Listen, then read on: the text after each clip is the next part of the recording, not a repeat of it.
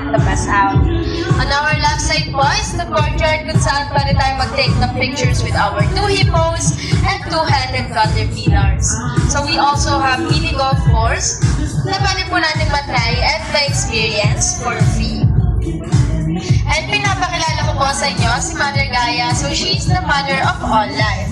Meron po siyang 9 floors with total of 116 steps to reach the Gaia's Peak. And sa Gaia's Peak po, matatanaw natin ang 360 view ng buong park, as well as some cities of Tayabas, Lucena, and Sariaya. And sa kanya naman po likuran ay si Zeus, ang kanyang great backdoor warrior god. And we are now on our second wonder, ang Magical Hillside, kung saan naman po makikita ang House of Elves, Habit House, Reina's Dance Studio, Tunnel of Lights, and Goblin's Lake for free boat riding.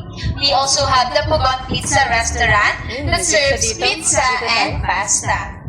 On our right side po is the third wonder, the Animal Rendezvous. So dito po may chance po tayo maka-close encounter ang ating friendly snake na si Ringo. So madami din naman po tayong comfort rooms all around the park, kaya hindi na po kayo mahirapan maghanap in case na kailangan ninyo. Also marami din po tayong mga pahingahan, kagaya po ng ating nasa left side na tinatawag nating favorite cabanas. Sakay tayo sa kabayo, mamaya. And we are now approaching sa ating pong right side ang horseback riding. Yun. So dito naman po may chance tayo na makasakay sa ating pinto horses all for free.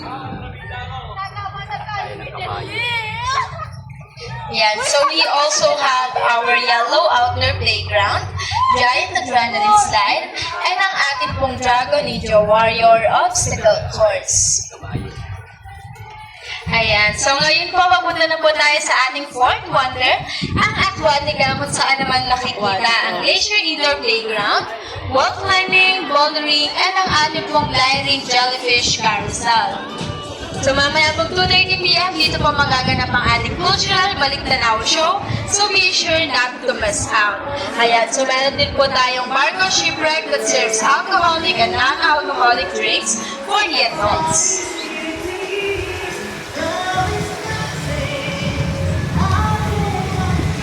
On our left side is the cascading brook kung saan pwede tayo mag-take ng pictures with our drones, unicorns, and fairies. So we also have fishes po, kagaya ng mga koi and tilapia. So kung gusto niyo po maka-experience ng fish feeding, pwede po tayo mag-avail ng fish food sa Reina's Dance Studio for only 30 pesos. So ayan po ang ating mga fish. On our right side po is the fifth wonder and also the main dining. So this one is called Cinque Terre Culinaria that serves Filipino and international cuisine. Sa baba po meron tayong food kiosk na nag-offer po ng rice, fries, burgers, and drinks. At kung may makikita po kayong frogs all around the park, yan po ang ating mga trash bins. Basurahan pala yun. Ganda. On our left side naman po is the Turtle Echo Chamber. So meron po tayong live turtles na pwede maka-close encounter. So part na po siya ng ating sixth wonder, which is ang Alhambra Kingdom on our right side. So dito naman po may chance tayo makita at ma-experience ang ating pong Jurassic Park, Museum, Grand Ballroom, Bouncing Fountain, and ang ating pong The Bootleg. And we're now proceeding sa ating pong seventh and last wonder. Welcome po sa Magical Hillside.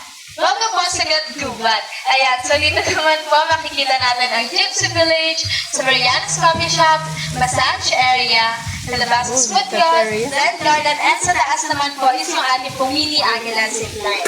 So doon po, free lang po yun. Para kailangan lang po natin mag-avail ng 20 pesos, shower haircut for hygiene purposes. So that ends our tour for today. Maaari nyo na pong